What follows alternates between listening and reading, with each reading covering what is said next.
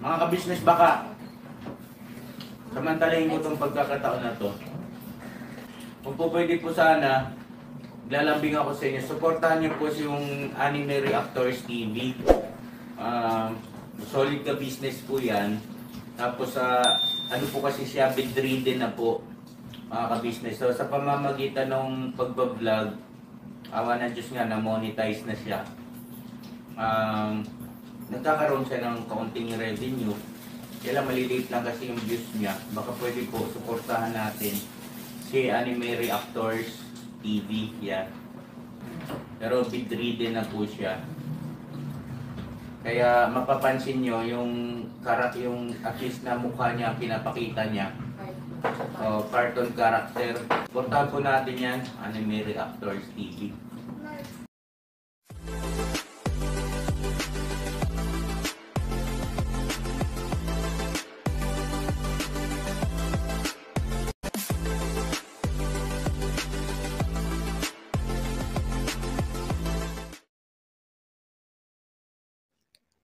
Hello guys, mapagpalang araw po sa ating lahat.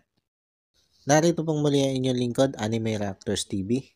At sa mga hindi pa po nakaka-subscribe dyan sa aking munting channel, ay baka pwede naman pong makipindot na po na subscribe button. At makilike and share na rin po ng aking mga video. At patuloy din po natin suportahan ang Mag-amang Ka-Business Official at Papa Dins TV.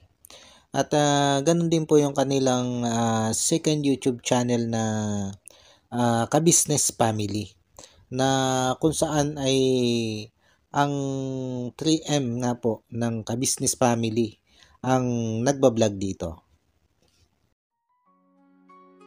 Yan, panibagong araw, panibagong reaction ulit tayo guys. At for today's video po ay gawan po natin ng reaction itong pagdalaw nito si Papa Dins dito kay Kyla.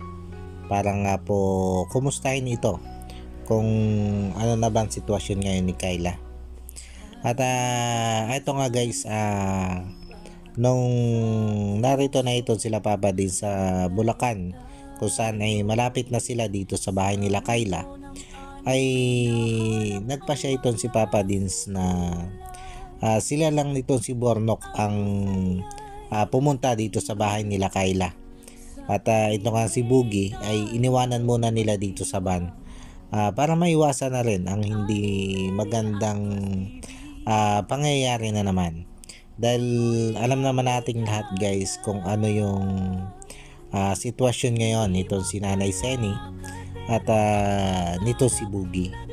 Kasi alam naman nating lahat na medyo hindi pa maganda ang pakiramdam nito si Nanay Seni pagdating dito kay Boogie. Ika nga ay may galit pa itong si Nanay Seni dito kay Boogie.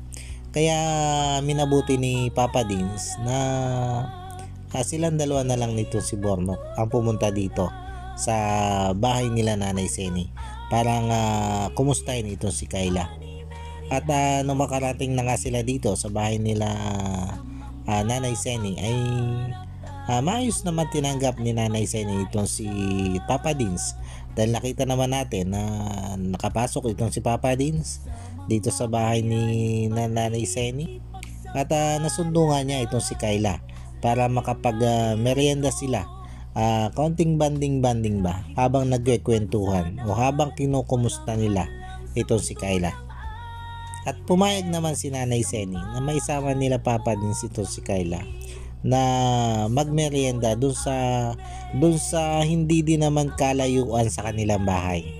At sa vlog na ito ni Papa Dins ay napansin natin na hindi na nakasama ito si Nanay Seni dito sa vlog ni Papa Dins na ito.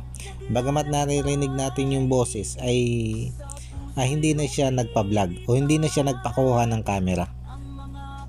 At dahil hindi naman itong si Nanay Seni ang topic natin sa reaction kong ito ngayon guys, ay dumako tayo dito kay Kyla dahil ito yung ating topic ngayon. At dito nga sa vlog na ito ni Papa Dins ay napansin natin ang napakalaking improvement na nitong si Kyla. Kung nung unang i-update nito si Papa Dins itong si Kyla after na maturukan ito ay may nakita na tayong pagbabago, isa ngayon ay may mas malaki pa tayong nakita ang pagbabago dito kay Kayla. Nakakatuwa lang guys dahil nakikita natin na may improvement ito si Kayla, na hindi sayang o hindi na sayang ang pagpapagamot dito ni Papa Dins. Dahil nakikita na natin yung improvement niya. Pag nakikipag-usap siya dito kay Papa Dins, ay mapapansin natin na napakalayo na niya sa dati. Sa dating Kayla na una nating nakilala. Isipin nyo, isang turok pa lang yan. Isang turok pa lang yung ginagawang yan kay Kayla. Kaya wala lang maging problema at magtuloy-tuloy lang itong pagpapagamot nila Papa Dins na ito kay Kayla, ay makikita natin na 100% gagaling ito si Kayla. Dahil alam naman natin na ito si Papa Dins, ang goal talaga nito ay mapagaling itong si Kayla. Ang tuluyang gumaling itong si Kayla sa kanyang depresyon na pinagdadaanan sa ngayon. Dahil sabi ko nga, kita na natin sa unang turok pa lang ay kita na natin ang kanyang malaking pagbabago, ang malaking development dito kay Kayla. At saka napansin din natin na habang nakikipagkwentuhan itong si Kayla dito kay Papa Dins habang kumakain sila ng palabok, ay iba na yung mga sagutan ni Kayla kumpara nga noon, na medyo pino na yung mga sagutan nito si Kayla dito kay Papa Dins, o yung mga batuhan nila ng kwentuhan nito si Papa Dins, yung kumustahan ba nila, na mapapansin mo talaga na ang laki na ng pinagbago. Nako no, parang medyo may pa Vargas pa siya, at yung tipong parang hindi nahihiya o hindi nakakaramdam ng hiya. Ay ngayon kita natin na nagiging pino na yung mga sagot nito si Kayla, na tila ba nahihiya na siya dito kay Papa Dins. At nung alokin nga ni Papa Dins ito ng halo-halo, nung umorder sila ng halo-halo, at tinanong ni Papa Dins kung ano yung gusto ni Kayla. Sabi ni Kayla ay yung 50 pesos na lang daw. At natanong ito ni Papa Dins kung bakit yung 50 pesos na lang ang pinili nito si Kayla. Kaya sagot ni Kayla ay nahihiya daw siya. Di ba guys? Si Kayla ay marunong ng mahiya ngayon. Syempre dati hindi naman natin hinahanap kay Kayla yung pagiging mahiyain. Dahil nga dala nung kanyang kalagayan o ng kanyang karamdaman, ay tila hindi na rin siya nakakaramdam ng hiya. Pero ngayon ay marunong na siyang mahiya. Sabi ko nga buti pa itong si Kayla marunong mahiya. Samantalang yung iba ay wala na akong masabi. At napansin din natin sa katawan ni Kayla na mas mataba siya ngayon kumpara nung mga nakaraang pagbablog ni Papa Dins dito. At yun nga, sabi ni Papa Dins ay ang lalaki ng braso nito si Kayla. At sagot naman ni Kayla ay nagbubuhat daw kasi siya ng tubig. At dito na nga lang daw siya naliligo sa kanilang CR. Kumbaga hindi na siya naliligo dun sa ilog. Yun naman yung good news dyan. At ang isa pang good news ay talagang hindi na umiinom ng Cobra itong si Kayla. Sabi nga ni Kayla ay nung uli siyang uminom ng Cobra ay nung nakita nila Papa Dins ito sa daan. Ito yung kung matatanda natin guys ay yung natagpuan nila Papa Dins itong si Kayla na nandun sa tindahan na kumakain ng tinapay at umiinom nga ng Cobra. Yun daw yung huling pagkokobra niya, sabi ni Kayla. At naniniwala naman tayo dito guys dahil alam naman natin itong si Kayla ay hindi nagsisinungaling. Laging tapat yan sa kanyang sinasabi. Pag siya nagkobra ay naamin niya na talaga siya nagkobra. Kumbaga kung ano yung itanong sa kanya, kung ano yung totoo, yun yung magiging sagot niya. Kaya naniniwala tayo na talagang ito si Kyla ay hindi na umiinom ng Cobra. Sabi niya, kape na nga lang daw yung kanyang iniinom. At yun ang nakakatuwa dito kay Kyla. Dahil mukhang sinusunod nito yung bili ng kanyang doktor. At maging doon sa pag-inom ng gamot ay doon naman sa unang update ni Papa dito kay Kyla nung matapos nga itong patulukan, ay nalaman naman natin doon na talaga namang iniinom ni Kyla ng tama ang kanyang mga gamot. Kaya lang dito nga, nitong huling update na ito ni Papa Dins dito kay Kyla ay wala na siyang iniinom na gamot. Dahil naubos na yung gamot na inireseta ng doktor. At syempre hindi naman sila pwedeng bumili nun nang walang konsulta ulit dito sa doktor. Kaya ang gagawin nila Papa Dins ay ipapakonsulta muna ulit sa doktor bago uli painumin ito si Kyla ng gamot kung re-resetahan pa ito ng doktor ng mga maintenance niyang gamot o ng mga iniinom niyang gamot para anti-depression.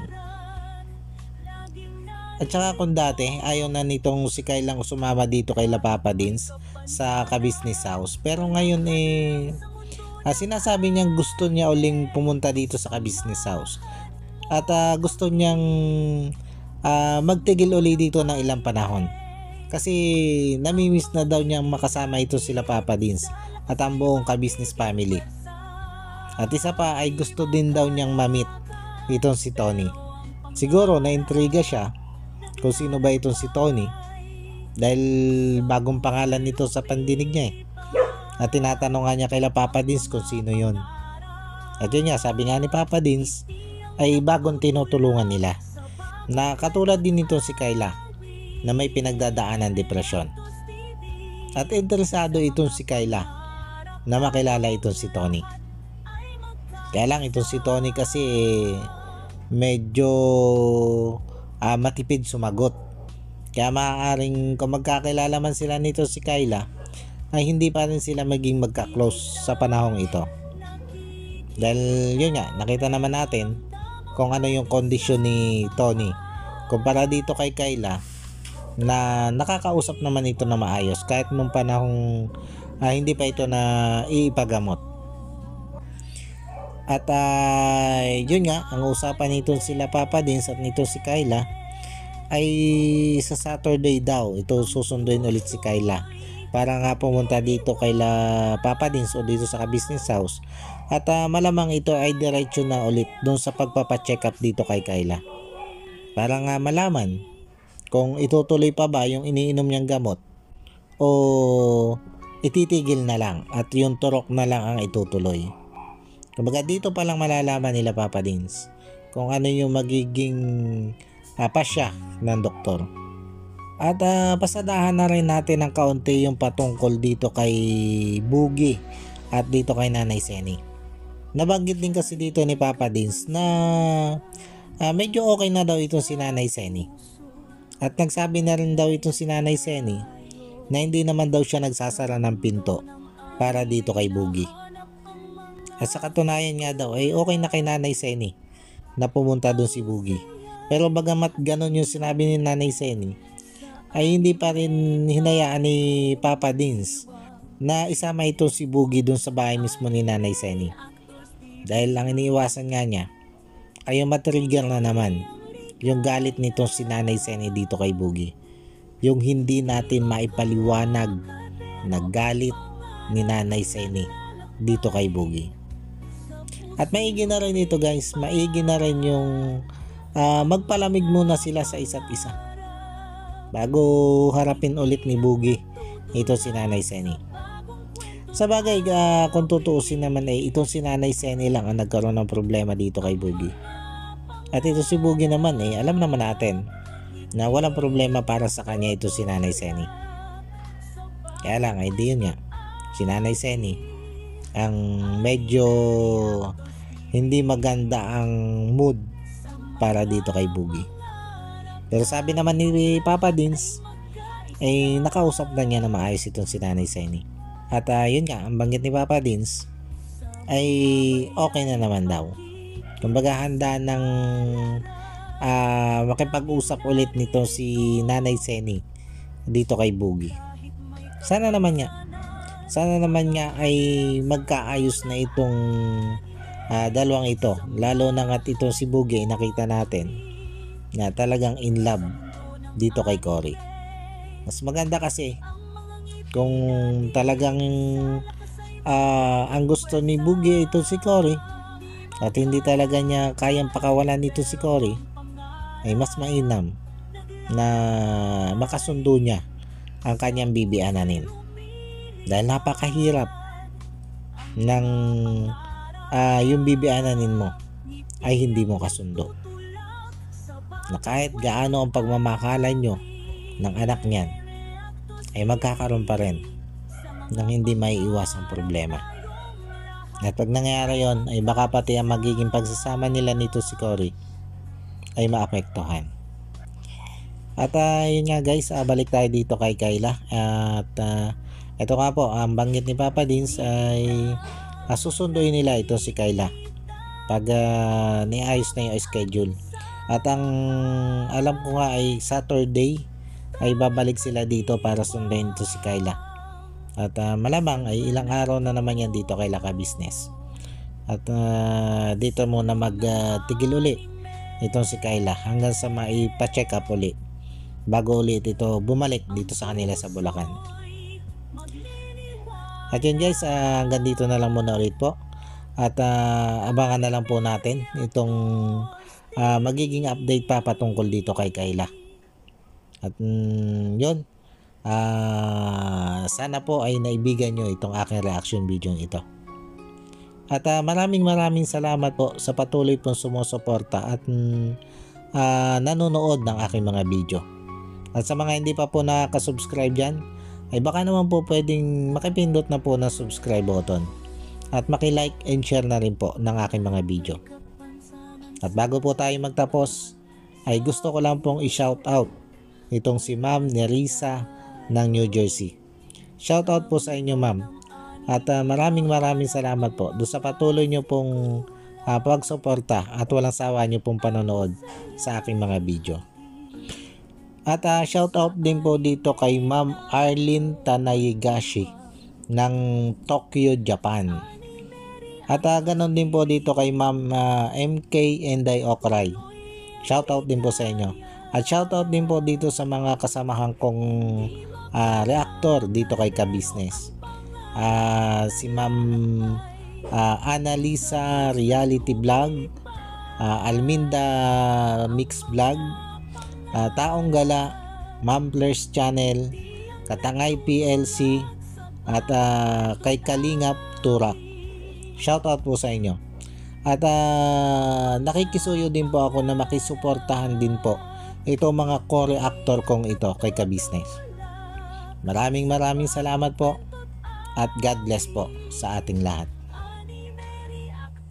Anime Reactors, shoutout po. Suportahan natin yan si Anime Reactors TV. Yan, pakisupport po natin. Siya po ay isang bedridden na mga ka-business. Check nyo po yung kanyang YouTube channel, Anime Reactors TV. Siya po siyang bedridden na, ayan, kahit papano nakakagawa-gawa siya ng mga reaction video patungkol sa Ka-Business Official. Suportahan po natin para kahit papano magkaroon siya ng revenue. May magamit siya sa pambili-bili man lang ng gamot. Ano po mga ka-business.